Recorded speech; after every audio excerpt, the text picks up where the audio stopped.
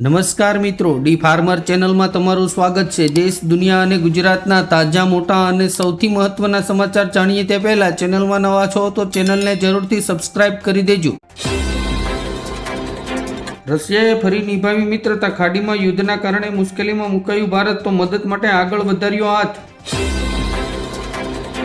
બિહારમાં રાતોરાત થશે મોટો ખેલ, નીતિશ કુમાર લેશે ઐતિહાસિક નિર્ણય, મુખ્યમંત્રી પદેથી આપશે રાજીનામું। સૌથી મોટી લાઇબ્રેરી બાદ ગાંધીનગરને વધુ એક મોટી ભેટ, ગુજરાતની રાજધાનીમાં બનશે નવું ક્રિકેટ સ્ટેડિયમ।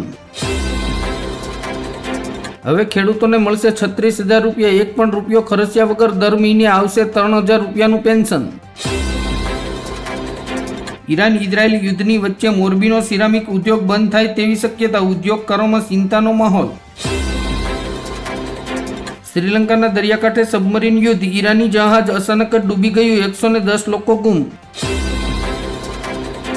મારું નામ કપાવવાનું હતું, ત્રીજી વખત રાજ્યસભાની ટિકિટ મળ્યા બાદ રામદાસ અઠેવાલાનો સૌથી મોટો ખુલાસો। ઇઝરાયલના આર્યન બીમ કરતાં વધુ ખતરનાક છે ભારતનું કાલી, પાકિસ્તાની મિસાઇલોને મીણની જેમ પીગળાવી દેશે। છોટાઉદેપુરમાં આદિવાસી સંસ્કૃતિના મેળામાં રાજકીય રંગ લાગતા વિવાદ, આપ નેતાએ ભાજપ પર કર્યા આકરા પ્રહાર। ગુજરાત માટે ગોજારો બન્યો ધૂળેટીનો તહેવાર, એક જ દિવસમાં ડૂબવાથી 20 લોકોના મોત। સુરત એરપોર્ટ પર પોર્ટુગલનો ડુપ્લિકેટ પાસપોર્ટ ઝડપાયો, 5 વર્ષ સુધી ઇમિગ્રેશન એજન્સીઓને આપી થાપ। ખેડૂતો માટે માઠા સમાચાર, ઈરાન ઇઝરાયલ યુદ્ધ લાંબુ ચાલ્યું તો સર્જાઈ શકે છે ખાતરનું મોટું સંકટ। કતારમાં ગેસ ઉત્પાદન બંધ થતાં સીએનજી અને પીએનજીના ભાવમાં થઈ શકે છે તોતિંગ વધારો। ભારતમાં રસોઈ ગેસનું સંકટ, અખાતી દેશોમાં જહાજો ફસાતા માત્ર 30 દિવસનો એલપીજી સ્ટોક બાકી। શરદ પવાર એમવીએમાંથી રાજ્યસભામાં પ્રવેશ કરશે, કોંગ્રેસના ટેકાથી વિપક્ષની સ્થિતિ મજબૂત। ખામેનીની હત્યા પર મૌન તોડ્યું, રાહુલ ગાંધીએ વડાપ્રધાન નરેન્દ્ર મોદી પાસેથી જવાબ માંગ્યો। ગુજરાતમાં હવામાન વિભાગ દ્વારા આગામી 3 દિવસ માટે યલો એલર્ટ જાહેર કરવામાં આવ્યું। પશ્ચિમ એશિયાઈ સંઘર્ષથી પ્રભાવિત તમિલનાડુના નમક્કલમાં ઈંડા ઉદ્યોગ, ભાવમાં તીવ્ર ઘટાડો। રાજ્યના વિવિધ પ્રવાસન અને યાત્રાધામોના વિકાસ માટે એક જ દિવસમાં 28.68 કરોડના કામોને મંજૂરી આપતા નાયબ મુખ્યમંત્રી હર્ષ સંઘવી।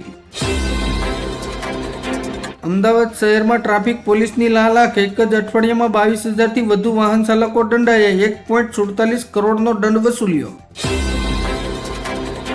નંદીગ્રામ પછી શું મમતા બેનર્જી ભવાનીપુરમાં શુભેન્દુ અધિકારીઓનો સામનો કરશે? નિલેશ કુંભાણી અને પાટીલની મુલાકાતથી રાજકારણ ગરમાયું, કોંગ્રેસ સાથે ગદ્દારી કરનારા સર્ટિફિકેટ ન આપે મનીષ દોશી। વોટ્સઅપ એક્શન મોડમાં, ભારતમાં 81 લાખથી વધુ એકાઉન્ટ કર્યા બંધ। સોના ચાંદીના ભાવમાં 60 મિનિટમાં $1.1 ટ્રિલિયન કડાકો। હોળીની 700 વર્ષ જૂની પરંપરા અકબંધ, આંબાલાલ પટેલે હોળીની જવાળા પરથી આગામી ચોમાસાનો વર્તાળો કાઢ્યો।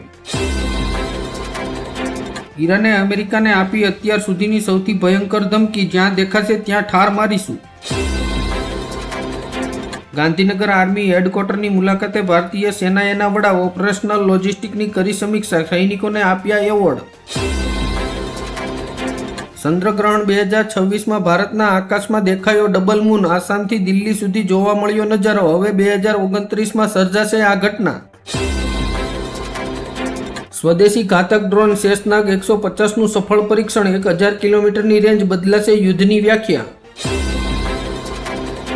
મુંબઈમાં હોળી પર રસ્તાઓ પર પોલીસનો સપાટો, 159 ડ્રિંક એન્ડ ડ્રાઈવના કેસ, દારૂ પીનારાઓના લાયસન્સ રદ। બોટાદ એલસીબીને મળી મોટી સફળતા, રાજસ્થાનનો યુવક એમડી ડ્રગ્સ સાથે ઝડપાયો, લાખોનો મુદ્દામાલ જપ્ત।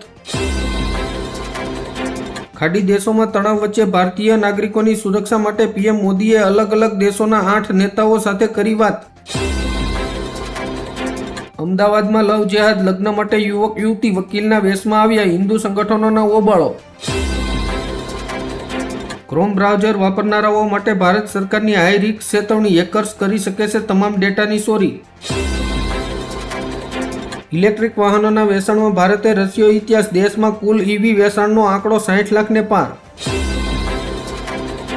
ડિજિટલ દુનિયાના કિંગ બન્યા પીએમ મોદી, યુટ્યુબ પર 30 મિલિયન સબસ્ક્રાઇબરોનો વર્લ્ડ રેકોર્ડ.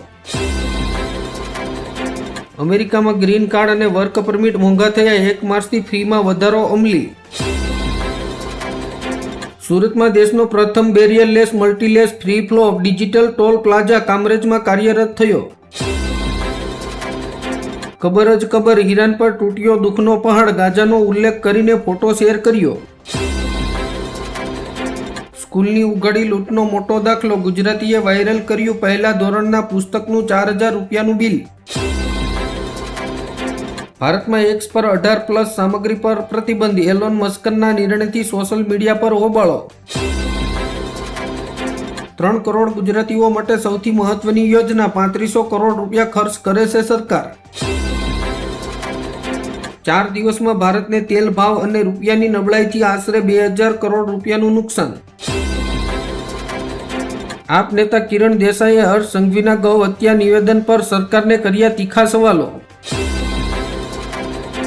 નકલી જીરાનો ખેલ પકડાયો, ફૂડ એન્ડ ડ્રગ્સ વિભાગે ઉજા પાસે ચાલતી ફેક્ટરીમાંથી 26,000 કિલો શંકાસ્પદ જીરું પકડ્યું. સુરતમાં નામચીન ચિરાગ ગોટી સામે વધુ એક ફરિયાદ, વેપારીની જમીન ખાલી કરવા આપી ધમકી. દેશમાં પેટ્રોલ ડીઝલ 50% મોંઘું થવાની શક્યતા. ડાંગ દરબારમાં રાજ્યપાલ આચાર્ય દેવવ્રતજીનો સંદેશ, પ્રાકૃતિક કૃષિ અને આદિવાસી ગૌરવ પર વિશેષ ભાર. સુરતીઓ સાવધાન, ઉનાળાની શરૂઆત પહેલા જ આઈસ્ક્રીમ અને દૂધના 9 નમૂના ફેલ, જાણીતી ડેરીઓમાં પણ નીકળી ખામી. એલઓસી પર ડ્રોન સહિતની શંકાસ્પદ ગતિવિધિઓમાં ઉછાળો થતા સેનાએ સર્વેલન્સમાં કર્યો વધારો. ચિરાગ પાસવાને બિહારના દારૂબંધી કાયદાની સમીક્ષાની માંગ ઉઠાવી.